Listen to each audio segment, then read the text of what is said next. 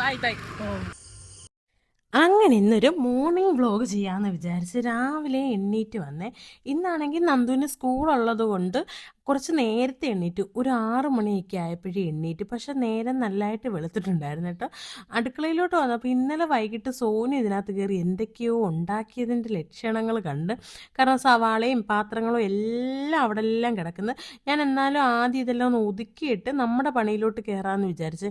ഈ അലങ്കോലമായിട്ട് കിടക്കുന്നതിനകത്തിൽ പിന്നെയും അലങ്കോലമാക്കാൻ എനിക്ക് വലിയ താല്പര്യപ്പെടാത്തതുകൊണ്ട് അങ്ങനെയുള്ള വേസ്റ്റും കാര്യങ്ങളും പാത്രങ്ങളും അതെല്ലാം എടുത്ത് നമ്മൾ അപ്പുറത്തെ അടുക്കളയിലോട്ട് കൊണ്ടുപോക്കുകയാണ്. ഇതാണെങ്കിൽ പിന്നെ നമുക്ക് സമാധാനത്തെ നമ്മുടെ സ്വാതന്ത്ര്യത്തെ എല്ലാം ചെയ്യാമല്ലോ. രാവിലെ എണീറ്റ് വരുമ്പോൾ ഇങ്ങനെ നല്ലതായിട്ട് അടുക്കള കിടക്കുന്നത് കാണുമ്പോൾ തന്നെ ഒരു സന്തോഷം. നിങ്ങളുടെയൊക്കെ വീട്ടിലിങ്ങനെയൊക്കെയാണോ? ചില ദിവസങ്ങളിൽ ഞാനിങ്ങനെയൊക്കെ ഒതുക്കിയിടാറുണ്ട്. പക്ഷേ ഇപ്പോൾ ഭയങ്കര മടിയാണെന്നേടാ. എന്താണെന്നറിയത്തില്ല, ഈ വർക്കും ഷൂട്ടും എഡിറ്റിങ്ങും എല്ലാം കഴിഞ്ഞിട്ട് കുറേ സമയം പിന്നെ ഇതിനകത്തോട്ട് നിൽക്കുമ്പോൾ തന്നെ അങ്ങ് മടുപ്പ് വരും. പിന്നെ പെട്ടെന്ന് പണിയൊക്കെ ഒതുക്കിയിട്ട് കിടക്കാമെന്നുള്ള ഒരു ധാരണയാണ്. പിന്നെ ഇന്നലെ രാത്രിയിൽ സോനു അരി അരച്ച് വെച്ചിട്ടുണ്ടായിരുന്നു. അപ്പം ഞാൻ അത് പൊങ്ങിയിട്ടുണ്ടോ എങ്ങനെയൊക്കെയാണെന്നൊക്കെ ഒന്ന് നോക്കാൻ വേണ്ടി ഈ കലത്തിനകത്താണ് അവൾ അരച്ച് വെച്ചത്. അതിനകത്ത് നോക്കിയപ്പോഴത്തേക്ക് നല്ലതായിട്ട് പൊങ്ങി വന്നിട്ടുണ്ടായിരുന്നു. നമ്മുടെ പാലപ്പത്തിനൊക്കെ വേണ്ടിയാണ് അരച്ചത്. അത് നന്നായിട്ട് പൊങ്ങി. ഞാൻ ഓർത്തെന്നാൽ കുറച്ച് ഉപ്പും പഞ്ചസാരയും കൂടി ഇട്ട് വെച്ച് കഴിഞ്ഞാൽ 1 മണിക്കൂറോടെ കഴിയുമ്പോഴത്തേക്കും എല്ലാം സെറ്റായിട്ട് വരുമല്ലോ.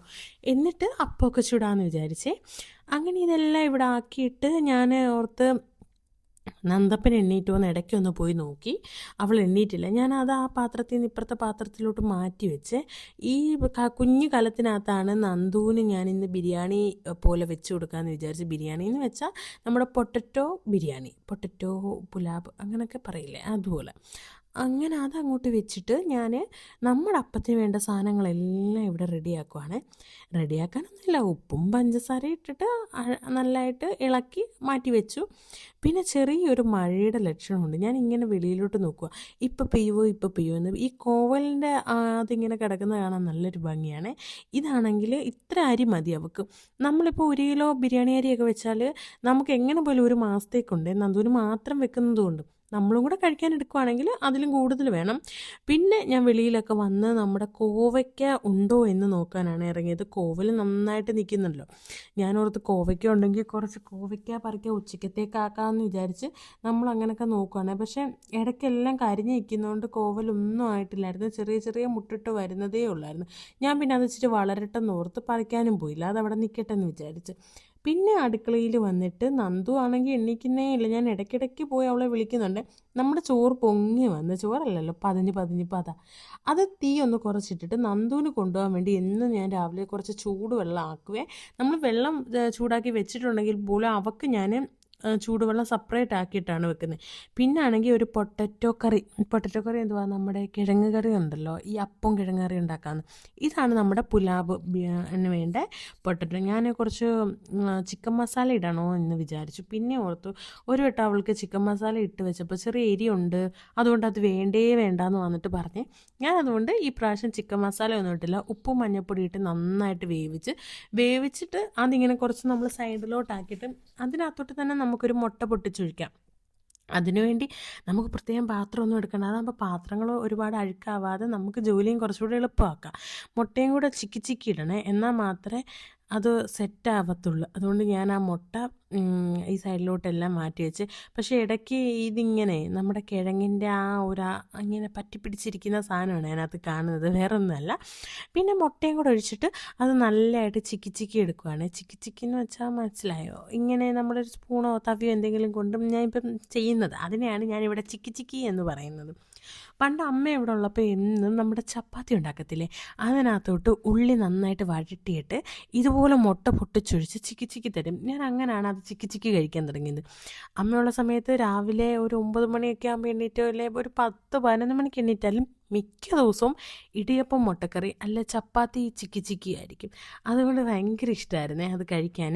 ഇപ്പം ആണെങ്കിൽ അതൊക്കെ കഴിച്ചിട്ട് ഭയങ്കര ഒരുപാട് നാളായി. എനിക്ക് തോന്നുന്നു ഇടിയപ്പം മുട്ടക്കറി ഞാനിവിടെ അപൂർവമായിട്ടൊക്കെയാണ് ഇപ്പോൾ ഉണ്ടാക്കാറുള്ളത്. പണ്ട് അമ്മയുള്ളപ്പോൾ നമ്മുടെ ഇഷ്ടത്തിന് അമ്മമാരുണ്ടാക്കി തരുമല്ലോ.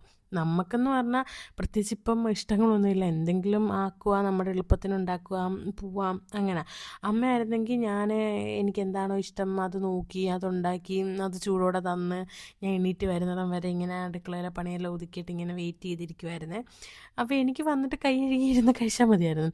ഇപ്പം നമ്മുടെ ഒരു ടൈം കഴിഞ്ഞപ്പോഴത്തേക്ക് നമ്മളിപ്പോൾ അടുക്കളയിൽ കയറി നമ്മൾ നന്ദുവിന് വേണ്ടി ഉണ്ടാക്കേണ്ട ആ ഒരു സ്റ്റേജ് എത്തി. പിന്നെ ഇതാണ് റൈസ് ഞാൻ വേവിച്ച് വെച്ചല്ലോ, ഇതിനകത്തോട്ട് അതെടുത്തിട്ട് എന്നിട്ട് എല്ലാം കൂടെ നന്നായിട്ട് മിക്സ് ചെയ്ത് കൊടുക്കണേ. കുറച്ചു നല്ല ഒരു മസാലയും കൂടെ ആഡ് ചെയ്തായിരുന്നെങ്കിൽ വേറൊരു നല്ല ഫ്ലേവറിലുള്ളൊരു ടേസ്റ്റ് കിട്ടിയേനെ. പിന്നെ നന്ദുവിനായതുകൊണ്ടാണ് ഞാൻ മസാലാസ് ഒന്നും ആഡ് ചെയ്യാതെ ഇത് മാത്രം ഇട്ട് കൊടുക്കുന്നത്. അതാകുമ്പം അവിടെ ആവശ്യാനുസരണം കഴിക്കുമല്ലോ. ഒരുപാട് ഇട്ട് കഴിഞ്ഞാൽ ചോറ് അവൾക്ക് എടുത്ത ചോറ് മൊത്തം ഞാൻ അങ്ങ് ഇട്ട് കേട്ടോ. അല്ലെങ്കിൽ പിന്നെ ബാലൻസ് ഇരിക്കുന്ന ചോറിരുന്ന് വെറുതെ വേസ്റ്റായി കളയണ്ടല്ലോ എന്നോർത്തും അതത്ര ഇട്ട് കൊടുത്തു. പിന്നെ ഇത്രയൊന്നും അവൾ തിന്നത്തില്ല. ഞാനിതിൻ്റെ പകുതിയെ കൊടുത്തു വിട്ടിട്ടുള്ളേ. കാരണം വെറുതെ അവിടെ കൊടുത്തു വിട്ടിട്ട് കളയണ്ട. ഇവിടെ ആണെങ്കിൽ ബാക്കി കുറച്ച് വെച്ചിട്ട് ഞാൻ സോനു ആണെങ്കിൽ ഉച്ചയ്ക്കെടുത്ത് കഴിക്കും. അതുകൊണ്ട് ഞാൻ ബാക്കിയെല്ലാം നന്നായിട്ട് മിക്സാക്കി കൊടുക്കുക. എല്ലാ ഭാഗത്തേക്കും ഈ ചോറും ഈ റൈസിൻ്റെ എല്ലാ ഭാഗത്തോട്ടും ഈ മുട്ടയുടെ ഫ്ലേവറും ഈ പൊട്ടറ്റോയും കിഴങ്ങ് എല്ലായിടും എത്താൻ വേണ്ടിയാണ് നന്നായിട്ട് മിക്സ് ചെയ്ത് കൊടുത്തത്. ഈ ഇടയ്ക്ക് ഞാനിപ്പോൾ പല കമ്പി ഇട്ടിട്ടുണ്ടെടാ. അതുകൊണ്ടാണെങ്കിൽ ഇടയ്ക്ക് എന്തേലും പറയുമ്പം അവിടെ ഇവിടെയൊക്കെ ഉടക്കി പോവാണ്. ഈ പല്ല കമ്പിയിട്ട് എല്ലാവർക്കും ഇങ്ങനെയാണോ അവസ്ഥ? ഒരാഴ്ച കൊണ്ട് ഭയങ്കര വേദനയായിരുന്നു. ഇപ്പോഴാണ് ഒന്ന് ആശ്വാസം പിടിച്ചത്. എന്താ അല്ലേ, ജീവിതത്തിൽ പല പല ഘട്ടങ്ങളിലും പല പല രീതിയിലെത്തും. അതൊക്കെ വിട്. പിന്നാണെങ്കിൽ നമ്മൾ ഇതാണ് ഉണ്ടാക്കാൻ പോകുന്നത്, അപ്പം. ഞാൻ ആദ്യം പാലപ്പം ചുടാമെന്ന് വിചാരിച്ച്, പിന്നെ ഓർത്തുന്ന ദോശത്തവ എടുത്ത് വെച്ചിട്ട് അതിനകത്ത് അങ്ങ് അപ്പം ചുടാം. അതാകുമ്പോൾ എല്ലാ പണികളും എളുപ്പം കഴിയുമല്ലോ. ഒരുപാട് പണിയാൻ വേണ്ടി നിൽക്കേണ്ട. ഒരുപാട് സമയത്തിന് നമുക്ക് എന്തായാലും 8:20 നന്ദുവിനായിട്ട് ഇവിടെ നിന്ന് ഇറങ്ങണം. രാവിലെ സ്കൂളിൽ അവൾക്ക് 8:30 കയറണം. അപ്പോൾ 8:20 തന്നെ ഇറങ്ങണം. പിന്നെ ഞാൻ ഓർത്ത് എന്നാൽ ഈ നമ്മുടെ കിഴങ്ങാറിക്കുള്ള മസാല അതെല്ലാം ഒന്ന് റെഡിയാക്കാമെന്ന് വിചാരിച്ച് ഞാൻ അതിൻ്റെ ഇടയ്ക്കൂടെ പോയി തേങ്ങയൊക്കെ തിരുമ്മി അരച്ചൊക്കെ വെച്ചിട്ടുണ്ട്. പിന്നെ ഇതിനകത്തോട്ടിട്ട് മിക്സ് ചെയ്ത് നമുക്ക് അപ്പം കിഴങ്ങാറിയായിട്ട് അവൾക്കും കൊടുക്കാം. അവളാണെങ്കിൽ എണ്ണീറ്റ് വന്ന സൈക്കിളിൽ ഇരിപ്പുണ്ട്. ആദ്യം കുറച്ച് നേരം എടുത്തുകൊണ്ടൊക്കെ ഞാൻ നടന്ന്, പിന്നെ അത് ഞാൻ സൈക്കിളിലോട്ട് ഇരുത്തിയേ. ഇവിടെ അപ്പം റെഡി ആയിക്കൊണ്ടിരിക്കുകയാണ്. ഓരോ അപ്പമായിട്ട് ഉണ്ടാക്കി ഞാൻ ഓർത്തൊരു 5 അങ്ങനെ ഉണ്ടാക്കിയിട്ട് ഈ കാസറോളിനകത്ത് വെച്ചേക്കാം. അവൾ ഒരെണ്ണം പോലും തേച്ച് ഇപ്പോൾ കഴിക്കാറില്ല. അത് കഴിഞ്ഞ് പിന്നെ സോനു എണീറ്റ് വരികയാണെങ്കിൽ അവൾക്ക് കഴിക്കട്ടെ എന്ന് ഓർത്താണ് ഒരു 3-4-5 ഉണ്ടാക്കി ഞാൻ വെക്കുന്നത്. പിന്നെ ഇന്ന് നിങ്ങളുടെ വീട്ടിൽ എന്തായിരുന്നു കഴിക്കാൻ? ഇപ്പോൾ കുറേ നാളായില്ലേ ഞാനിങ്ങനെ ലോങ് വീഡിയോ ഒക്കെ ഇട്ടിട്ട്, ലോങ് ആണെങ്കിലും ഷോർട്ടായാലും ഒക്കെ ഇട്ടിട്ട് കുറേ ആയി. കാരണം എനിക്ക് ഫോണില്ലായിരുന്നു. ഫോൺ ഇപ്പം ഞാൻ എടുത്തത്. അതുകൊണ്ട് ഇനി നമുക്ക് എന്നും എല്ലാ വിശേഷങ്ങളും അറിയാവേ. പിന്നെ എൻ്റെ വീഡിയോയിൽ ഇഷ്ടപ്പെടാത്ത എന്തെങ്കിലും ഉണ്ടെങ്കിൽ അത് ഉറപ്പായിട്ട് നിങ്ങൾ കമൻറ്റ് ബോക്സിൽ പറയണം. എന്നാൽ മാത്രമല്ലേ നമുക്കത് തിരുത്താൻ പറ്റൂ. ഇടയ്ക്ക് എൻ്റെ ഒരു ഫ്രിഡ്ജിൻ്റെ വീഡിയോ അങ്ങ് വൈറലായി അല്ലേ. നമ്മൾ നല്ലതായിട്ട് ചെയ്യുന്ന ഒരു വീഡിയോസും കയറില്ല. ഇതിലൂടെ എനിക്ക് മനസ്സിലായി, നമ്മൾ മോശമെന്ന് കണ്ടാൽ ആൾക്കാർക്ക് അതാണ് ഏറ്റവും ഇഷ്ടം. അപ്പം അങ്ങനെയൊക്കെ കാണിച്ചാൽ മാത്രമേ കയറത്തുള്ളൂ. അപ്പം എനിക്ക് അങ്ങനെ കാണിച്ച് വൈറലാവാൻ വലിയ താല്പര്യമില്ലാത്തതുകൊണ്ടാണ് അങ്ങനത്തെ വീഡിയോസ് ഇടാത്തത്. എന്താണെന്നറിയത്തില്ല, ഈ പിള്ളേരുള്ള വീടുകളെല്ലാം ഇങ്ങനെ തന്നെ. രാവിലെ നമ്മൾ എണ്ണീക്കണം, ഇതുപോലെ അപ്പം ചുടണം. പണ്ടൊക്കെ എന്ത് സുഖമായിരുന്നു. കല്യാണമൊന്നും കഴിക്കാത്തൊക്കെ ഒരു ജീവിതം ഉണ്ടല്ലോ, അതൊക്കെയാണ് ഒരു ജീവിതം. കല്യാണം കഴിക്കാത്തപ്പോൾ നമുക്ക് 12 മണി വരെ കിടന്നുറങ്ങാം. നമ്മുടെ സമയത്തിന് നമുക്ക് എണീറ്റ് വന്നാൽ മതി, ആരും ചോദിക്കാൻ വരത്തില്ല. ഇപ്പൊ അങ്ങനാണോ? നേരം കണ്ണു തുറക്കുന്നതിന് മുമ്പേ നമ്മളിപ്പോ എണീക്കണം. പിള്ളേര്, സ്കൂള്, അവരുടെ ഫുഡ്, അവരുടെ ലഞ്ച് ബോക്സ്, അവരെ കുളിപ്പിക്കണം, ഒരുക്കണം, കഴിപ്പിക്കണം, അവരെ കൊണ്ടുവിടണം, പിന്നെ ടിഫിന്. ഇതെല്ലാം കൂടെ എപ്പോൾ നടക്കും? നമുക്കാണെങ്കിൽ 2 കൈകളും. അപ്പം ബാക്കി ഞാൻ പാത്രം കഴുകിലോട്ട് പോട്ടെ.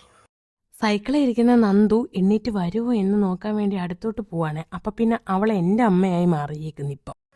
ഇപ്പം കുളിക്കാൻ താല്പര്യപ്പെടുന്നില്ല. പിന്നെ കുളിക്കാമെന്ന്. ഇപ്പം 7:33, ഒരു 8 മണിക്കേ കുളിക്കത്തുള്ളൂ. കാരണം 8:20 ഇവിടെ നിന്ന് ഇറങ്ങണമല്ലോ. അതുകൊണ്ട് ഒരു 8 മണിക്ക് കുളിച്ച് കഴിഞ്ഞാൽ 20 മിനിറ്റിൽ കഴിപ്പിച്ച് കുളിപ്പിച്ച് എടുക്കുമായിരിക്കും ഞാൻ. അങ്ങനെ 8:20 തന്നെ അവളെ റെഡിയാക്കി സോനു ഇവിടെ നിർത്തിയേ. പിന്നെ ഷൂ ഇടുന്ന കുറച്ച് നേരത്തെ ഒരു ടൈമിംഗ് ഉണ്ട്. അതിൻ്റെ ഇടയ്ക്കാണ് ഞാൻ മനസ്സിലാക്കിയത് ലഞ്ച് ബോക്സ് ബാഗൊന്നും തയ്യാറാക്കിയതേ ഇല്ല. അതിൻ്റെയൊക്കെ വീഡിയോ ഷൂട്ട് ചെയ്യണമെന്നൊക്കെ വിചാരിച്ചു. പക്ഷെ സമയമില്ലാത്ത പരിധിയിൽ ഞാൻ ഓടിപ്പോയി കുളിച്ചിട്ട് ഈ സാധന സാമഗ്രികളെല്ലാം എടുത്തു വെക്കുവാണ്. മുടി പോലും നമുക്ക് കെട്ടാനുള്ള സമയം കിട്ടത്തില്ല. രാവിലെ ഓട്ടത്തോടോട്ടാണ്. ഈ അവസ്ഥയിലൂടെ കടന്നു പോകുന്ന എല്ലാവർക്കും മനസ്സിലാവും അല്ലേ ഈ ഒരു കാര്യം. രാവിലെ സമയമേ ഇല്ല. പിന്നെ നന്ദപ്പനെ കണ്ട് സോനു സുന്ദരിയാക്കി വെച്ചിട്ടുണ്ട്. പിന്നെ ഇതെല്ലാം എടുത്തുകൊണ്ട് ഇനി നന്ദുവിൻ്റെ സ്കൂളിലോട്ട് പോവാണ്. ഇനി സ്കൂളിൽ ചെന്ന് അവളെ 8:40 മുമ്പ് തന്നെ സ്കൂളിനകത്ത് എന്ന് വെച്ചാൽ ക്ലാസ്സിനകത്ത് വിടണം. അപ്പോൾ ഇത്രയുള്ള വീഡിയോ ഇഷ്ടപ്പെട്ട് കഴിഞ്ഞാൽ ലൈക്ക് ചെയ്യാനും ഷെയർ ചെയ്യാനും കമൻറ്റ് ചെയ്യാനും ഒന്നും മറക്കരുത്. പിന്നെ ഇതുപോലത്തെ വീഡിയോസ് ഇഷ്ടമാണെങ്കിൽ വീണ്ടും പറയുക, നമുക്കിങ്ങനെ ഓരോ വ്ളോഗുമായിട്ട് വരാം. ഇനിയാണെങ്കിൽ നന്ദുവിനെ കൊണ്ടുപോയി സ്കൂളിൽ വിട്ടിട്ട് ബാക്കി വിശേഷങ്ങൾ കണ്ടാലോ. അപ്പം എല്ലാവർക്കും ബൈ ബൈ.